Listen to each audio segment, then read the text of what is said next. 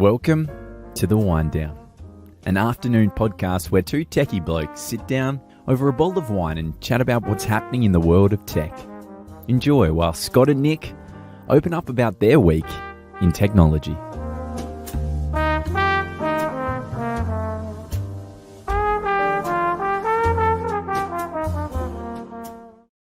Well, ladies and gentlemen, good afternoon and welcome to the Winedown. I'm here with Scott.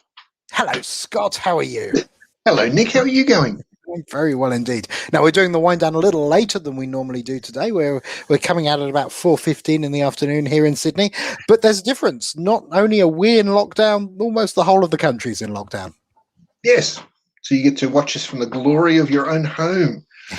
Yeah, you do. And now we've been quite busy today, so we haven't had a chance to coordinate wines. So we have two different wines, which is going to be quite fantastic. Now I am drinking, if I can get that up to the camera so you can see, a Jacobs Creek Reserve 2015 Limestone Coast. Yep. And what delightful red wines do you have for us today, Scott? I started hunting around and actually found something from up at the Hunter. It's actually a vineyard I was at a little while ago in Whispering Brook. And this is an older one, actually. It's a 2006 Merlot, which I was figuring I should open because it's probably starting to get down to the other side of the curve where it doesn't become much better after age. And I think I've just caught it in time. It's good. It's actually quite good. Well, we should try. It smells like wine. Oh, tastes like wine too. That's not too disgusting. Just, that's not bad for 15 years in the bottle. Yep. Mine's not bad for less than 15 years in the bottle, but mine came from Dan Murphy's yesterday, and I'm sure yours came from your cellar. Anyway, today... I wanted to talk today, and this kind of follows on from what we were talking about in the Accountant Technology Fireside Chat this morning. I wanted to have a chat about those nasty emails that are coming at us at the moment. We're seeing a lot of spam and phishing, and I know, last week we talked about the Essential 8, and I'll certainly, for anybody who wants to get a copy of that and look at, and we've got a link to the Essential 8 down there in the bottom of the screen, which you can see if you're watching live, or if you're watching one of our videos. If you're listening to the podcast, you have to go look in the comments to see what that is. But I'm really interested to chat about the growth in spam, phishing, whaling. What are they? What are they trying to do? Let's kind of start with that. We're seeing a lot more of it, and we're even seeing a lot more basic stuff coming through, not getting caught by the spam filters. We even had one this morning. Just said, "Hey, your password's expired. Click here," and go, "Well, hang on, why are we not catching these?" And they're just different ways of formatting the actual messages. A bit like when search engines first came out, and you'd have all these people going, "I'll rank you on the search engine because I've worked out what their formula is." So, okay, then the search engine companies go and change their formula to tweak it, and then then new companies coming out saying, "Oh no, we've got our new formula." But it's the same sort of thing. There's always these tweaked versions of these messages, and they used to be fairly simple, but they're getting down to be actually quite a complex art. They are a little bit. Now, there's something else I noticed. One of the things they tell you if you're looking at those types of emails coming through, to always check the email address it's coming from. Now, I've noticed some of the nefarious people registering domain names using characters that you think is an A or an O, but it's actually one of the UTF-8 characters. It's actually a different character which looks really similar, or a 0 instead of an O in the domain name. So it's really hard to tell, right? Yeah, Microsoft with a 0 instead of an O, yes. And Yep. So yes. So there's those. So we're getting a lot more of these. What are these guys trying to achieve? So this is actually such a large business these days. Once you get into someone's account, so you've either reset a password or people haven't got multi-factor authentication on, and they've got hold of your account, there's all sorts of things you can do. Let's say if they get hold of your email account, okay, they can go and look at all your email history. Do you think you'd have any personally identifiable data in there? A bill, an address, or something like that? Lots. Okay, right? So once I've worked out who you are and where you live and what your date of birth is and all this sort of stuff, these things aren't hard to find out. Well, let me go and open a bank account. Let me take out a credit card. Let me go and do something. Let me. Okay, so they're trying to. So this is phishing, right? Phishing's trying to get Yes. access to like your passwords or bank accounts, Mm. so they can impersonate you and they can take money effectively, or they can inject ransomware, or they can email all your contacts with something that they're more likely to click on because it comes from you rather than some random address in Ulaanbaatar or something. Yeah, there's a small number of ultimate outcomes. One is I want to extract money or some sort of value out of you that you otherwise would not be willing to give me. Yep. The other one is I want to stop you from doing something. So I'm either trying to do like a denial of service attack, or I'm trying to create a mess that you've got to clean up and spend time doing that versus actually doing whatever you normally do. I'm trying to go and deface your website so that you're now dealing with a PR nightmare and not focused on releasing your new product, which all of a sudden is no longer about something like that. It either works in give me money or don't stop me from getting money. Right. So that's phishing, and I did notice. I had a client a few years ago who was a charity, and suddenly I got this weird email from them saying please donate, and it wasn't their web address and it was something else. And so I emailed the lady who sent it to me, and I said, "Oh, you've been hacked." And she came back very quickly on email and said, "No, I haven't. It's real." And so I phoned her, and she hadn't sent that email. Somebody had got control of her email account. Yes. Now, there's a really easy fix for that, isn't there?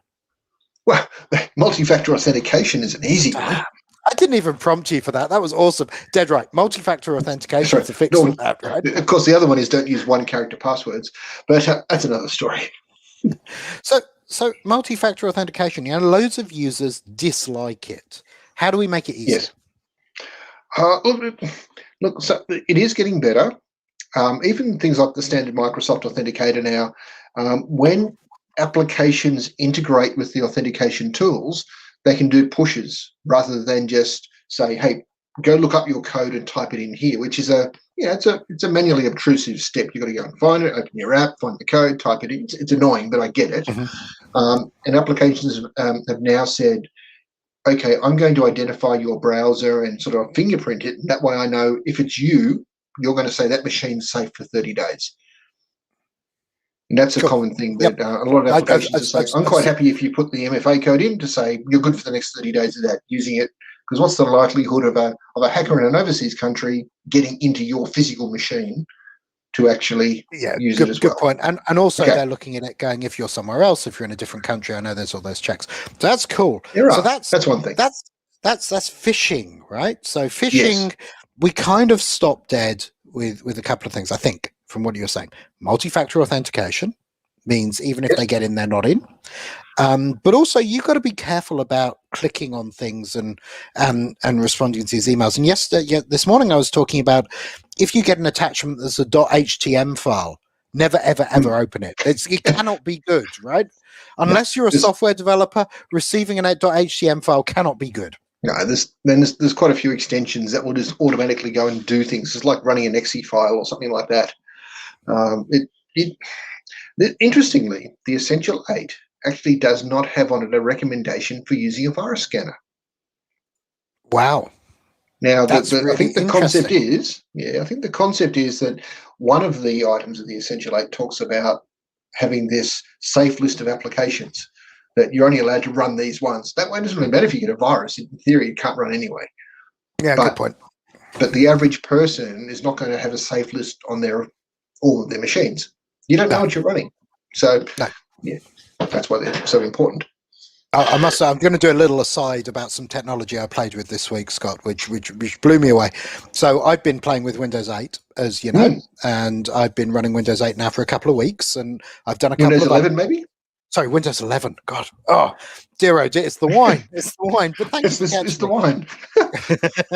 So I've been playing with Windows 11, and I've been using a tool called Winget, which is the new Windows package manager, which has allowed me to create a script with everything I want to install. And I rebuild my machines quite often. And when you're playing with beta operating systems, you rebuild them quite a lot. But I've now found I'm able to build a machine and run my Winget script, and it will install all of my applications exactly how I want them in about an hour flat. And doing it by hand would take me a day. Oh, but it's so much fun. Yeah, absolutely, absolutely. So anyway, so Winget's a cool thing if you're looking at that. Let's talk about whaling. What's a Whaling, whaling attack, Scott? catching a really big fish. We So started with that this morning. yes. So a whaling attack is when your phishing attacks are targeting CEOs and other senior members of your organizations, given that they would have the more authority within the organization to get things done. So let's say you've got 500 people in your company or something like that, and you manage to get into the CEO's account. Yep. From that CEO's account, you could send an email to the head of finance. And in larger organizations, it's not too hard to find out who these people are.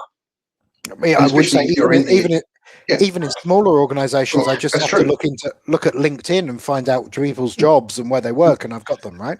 Yeah, there's a lot of data available, and then just send them an email message saying, "I've had this urgent need for $100,000 to be transferred here," or "Here's an invoice we received for that special project that's supposed to be off the books. Can we make sure this is paid?" Blah blah blah, whatever it is, and good, no, it's coming from the CEO. It must be real.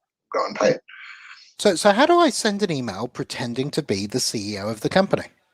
Well, once you've got someone's user ID and password, and they haven't got multi-factor authentication turned on, why not just go into webmail and log in?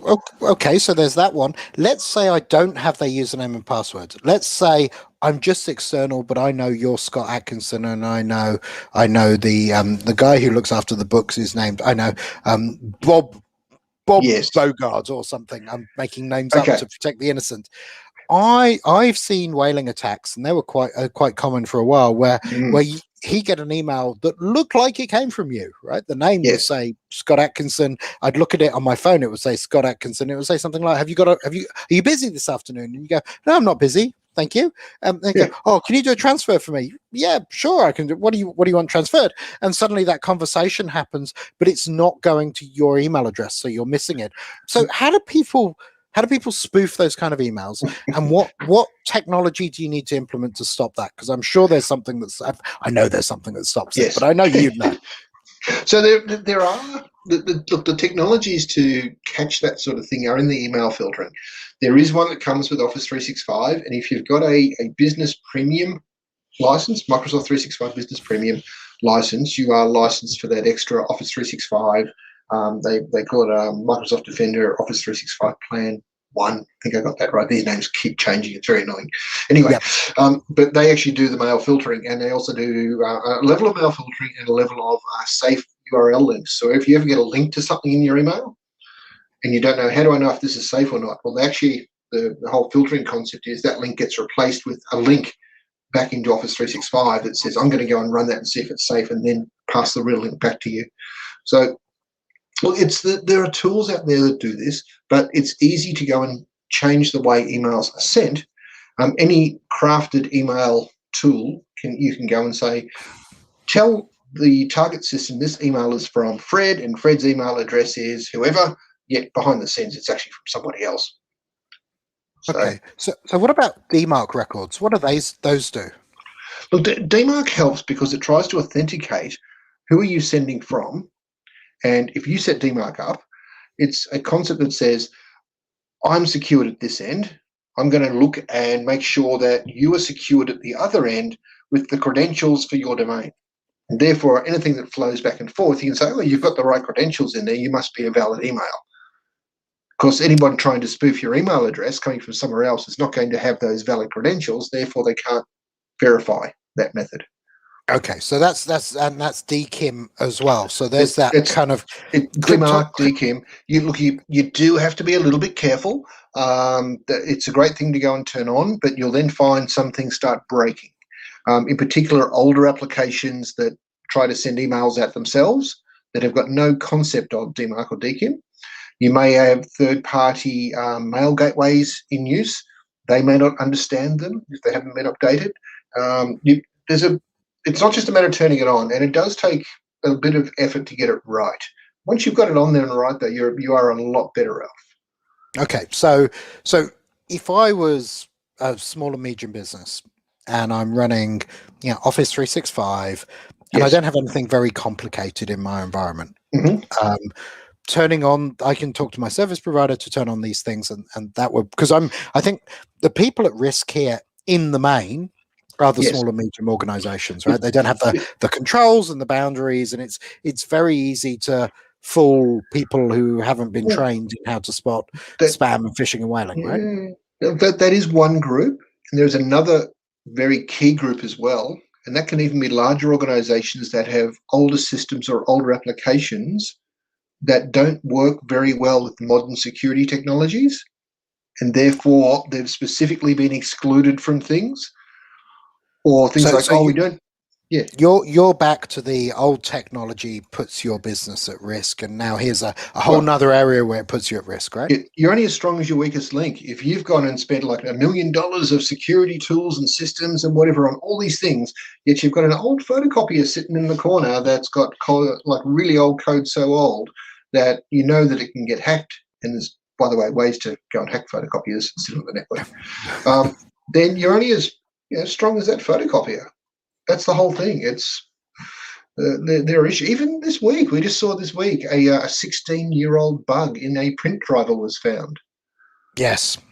0-day bug, a bit of code that's been around for years and years and years and years, and it's been installed sometimes without the users knowing because it's part of the print subsystem on people's systems. It was used by many of the manufacturers.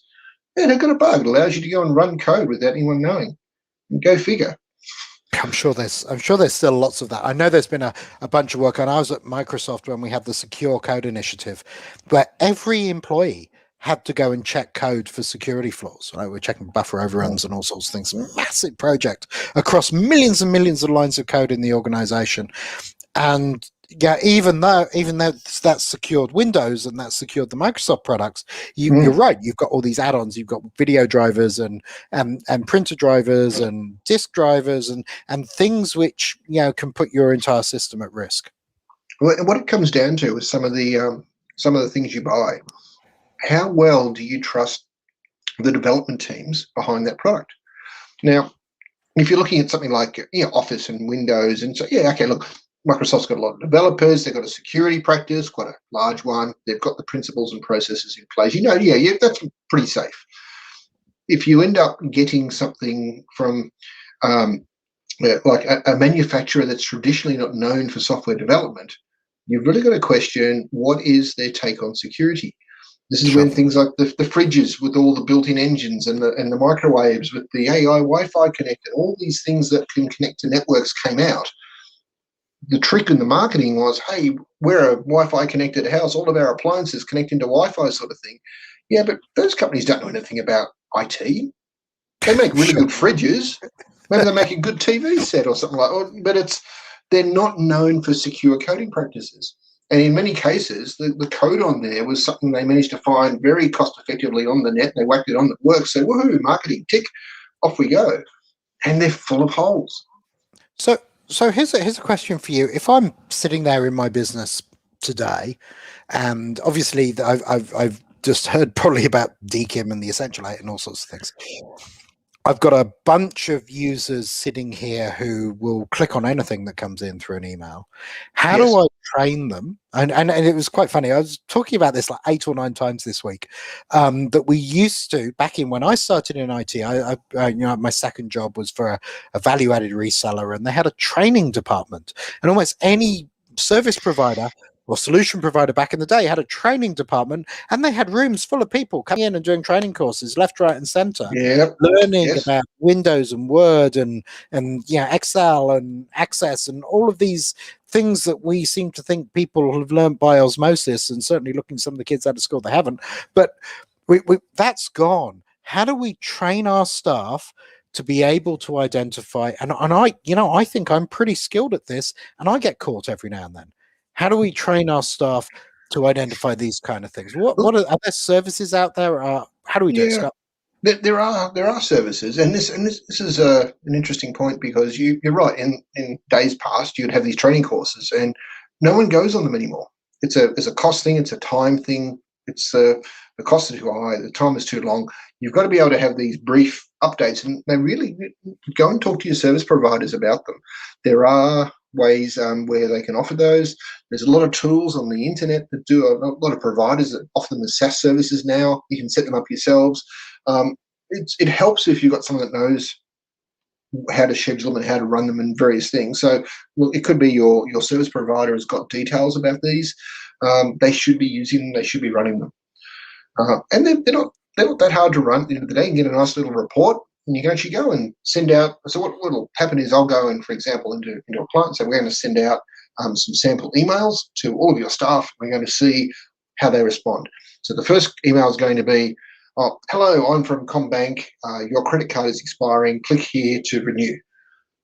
And yeah, I don't know who's got a CommBank credit card, for example. So let's just go and send that to everyone and see what happens. And you'll find out, you'll get a response back, and you'll find out how many people actually clicked, oh, bull. And the click will be great. Give me your credit card number, give me your date, give me your blah, blah, blah. Now, the tools that run these programs don't do anything with that data, so you don't have to worry about the misuse. The concept is, though, you've got someone there in your organization that has clicked on this thing and put all these details in. That's bad. We're going to flag that person for some extra training just to make sure they're really on top of this, because it's one thing to, for example, go and put their own credit card in. What does that mean they're doing with all your corporation's data? Or your corporate when people are sending an email saying, oh, hey, I've got a problem with this account, can you give me their access codes? And all of a sudden you've opened up a client's network for something that could be an issue. And there's lots of these sample emails these days. There's many templates that we can actually use, and we'll generally use a mix of 5 or 6. Otherwise, when you send it out, someone gets one that says, oh, I got this dodgy email from CommBank, and then someone next door will say, oh yeah, I just got that too. And then say, oh, hang on, I got that one too. Oh, okay, they're trying to test us. Yeah, no. So there's all these staggered delays now at times, different emails. I think JB Hi-Fi, Australia Post, the different banks, services, Netflix, eBay. We can do all of those sorts of things. They're all quite, even ATO. My wife got a call yesterday from the Department of Homeland Affairs. Oh, her visa was expired, which is very interesting because she's a citizen. Anyway, yes. It was she was tempted to press 1 just to see what actually happens. But yeah, no. well, there are times I press 1 on those just to see what actually happens, because I think they're fascinating, but we probably shouldn't. Yes. So here's a question for you. I would say I did that once. They got upset at me for wasting their time. Yeah, I think I did that in the office once. I put it on speaker so everyone could listen and pretended not to be able to speak English. But no, the strangest things we do. Question for you. Yes. I know you're not on Facebook, right? So I'm not generally not on Facebook. That's right.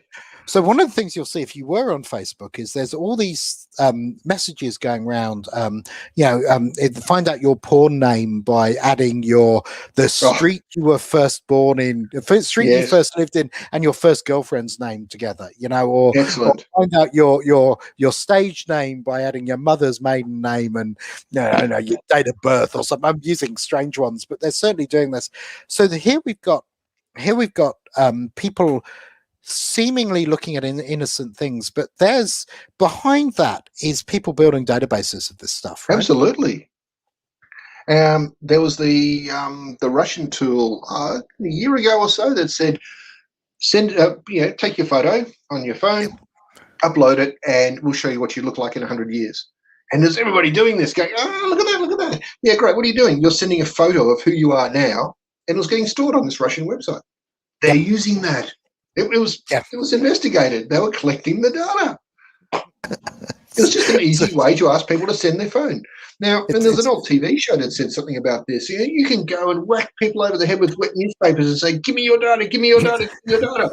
And then you won't get a thing. Yet you can put a little app on Facebook or something saying, I'll show you what you look like in 100 years' time. Oh, that looks cool. Have my data. Yeah. Click here to see what your kids' names will be. Put in your date of birth, your mother's maiden name, and all your security questions. All you have to do is ask for it. Yes. And this is what's happening.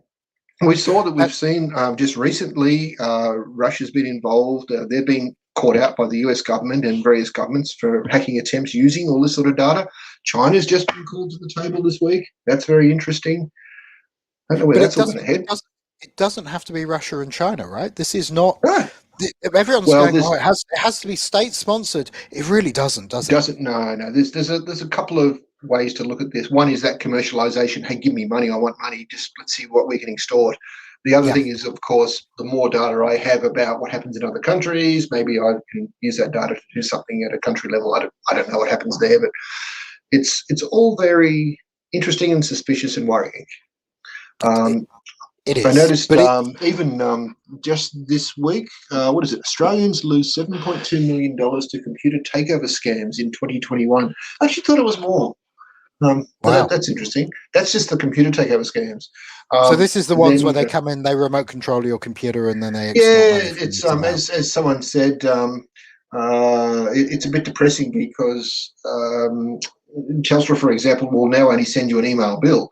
But with that email bill, they'll send you 10 other marketing emails, and you'll also get a whole stack of, I'm from Telstra, here to help you with your, so which one's real? This is not helping. Yes. The other article here, $3.5 billion impact of pure cybercrime set to rise as a third of Australians report attacks. Now, admittedly, they only surveyed 1,200 people. But still, that's just a couple of articles today out of my business online reporting. Wow. But yeah, it was interesting. So I remember years ago trying to talk to companies about being hacked. Like, this is in the 90s. And they're all thinking of the movie War Games and thinking it's just on TV. I think we've probably got past that mostly in the main, but I talk to people in IT most of the time now. I don't get to talk to customers so much. So you talk to customers, Scott. In customer land, are they really seeing these risks? Sort of. I'll say that we talk about the risks a lot. We certainly make people aware of the risks. We demonstrate a little bit of hopefully uneasiness or awkwardness through, here's some real data on what's actually happening in your industry, look, in this country. Here are some people that look at these specific ones that were, and there a lot of people sort of, oh, yeah, okay, so I should do something. But it's a bit until I actually get attacked. I don't know. It's hard, and as a managed service provider, we have some level of responsibility for helping protect our clients' networks. But at the same time, if they don't want to be protected, it can be hard to sort of. Well, we can't really force things to happen, but we can certainly generate the awareness. We can raise the issues at a management team level, at a board level. I noticed there was a new thing going through Parliament, a new bill. Yes, going through Parliament to make directors aware, responsible. Well, Nick Abrahams was talking about that. They're going to make directors responsible, or they're planning to. They haven't yet. Planning to. But he says he thinks it's going to happen.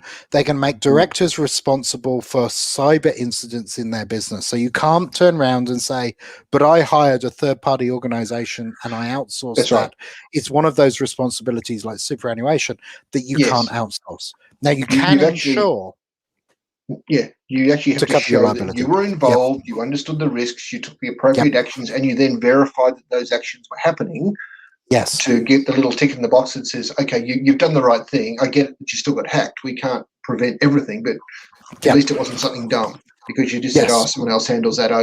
Therefore I'm okay.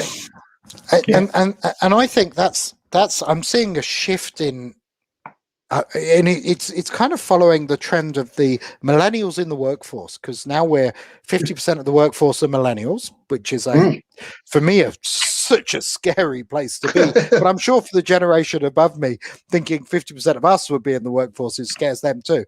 But 50% of the workforce is millennials, and they've got better IT literacy than the generation above us. So the new generation of business leaders really should be taking responsibility for that. You can't abrogate that anymore. They need to, and it's in some cases it's a lot of learning for some people, or it could even be a change in the board makeup accordingly to have cyber awareness either coming in fresh minds or training involved to do that. I know the Company Directors Institute does specific director training around cybersecurity. There's a lot of people that come away from that after a day very sort of pale-faced and sort of. But it's a board level issue, right? If you're thinking about compliance and sitting in a board and managing a company with all those responsibilities, cyber is as big an issue as fire or flood or theft or all those other things you need to think about. Well, interestingly, you can insure against fire and flood and all that sort of thing. You can insure against cybersecurity events. However, because it's such a new market, it's changing a lot.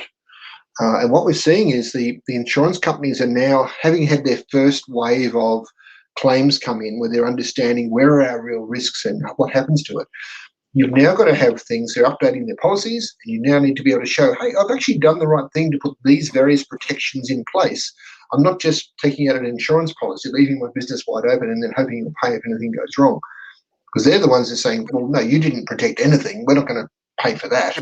But that's the same as the insurance companies insuring if you run a retail premises in a dangerous area, you've got bars on the windows, or absolutely. Or you've got a fire suppression system, or all of those things you need to have to get insured. I think it's just the same. It's just people think it's weird because it's the world of cyber. Yeah, and it's new, they don't understand. Even the insurance companies don't necessarily understand everything yet, but they're certainly starting to get the claims that are making them understand very quickly. Sure. So the structure and the complexity around those policies is starting to come to fruition. Even the recent thing where we had that rebel attack from the US going and looking at all those MSPs with the Kaseya attack, they were the ones saying, hey, insurance companies, just pay us the $70 million and we'll just give you the keys for everyone. It'll be a lot cheaper. Now, if I'm them, I'm going, I don't want to deal with these million end users trying to get $50 out of every one of them. This is going to kill us. We haven't got the resource for this. It's interesting. Maybe not paying is the way to prevent these things absolutely. happening. And maybe it's not. We shall see. But I think that kind of takes us up to time on the wind down today. Well, how about that? There we go. That's very interesting. 30 minutes in. That was lots of fun. Great conversation. We must pick one you don't know as much about. Maybe we'll keep it down to 20. But no, I'm kidding. I'm kidding. IT or something. Scott, that was lots of fun. And for those of you listening, do look at some of the links in the description of the audio, which we're on all your major blogging platform, podcast platforms. If you are watching or you are watching a replay, thank you so much. Please like and subscribe. And if you'd like us to cover a topic that you're interested in, leave a comment. We'll have a look at it and we'll try and cover that topic. And we're looking, I believe, at having some guests coming up in the future, Scott. Yes, we've got a couple of guests lined up to tell us about some interesting technological things that are happening in the world. Cool. That sounds absolutely fantastic. Well, I really appreciate your time today, Scott, and for everybody listening or watching. A pleasure. I appreciate yours. Thank you very much. Thank you, everyone. Thanks so much. Have a great day. Bye-bye. Bye.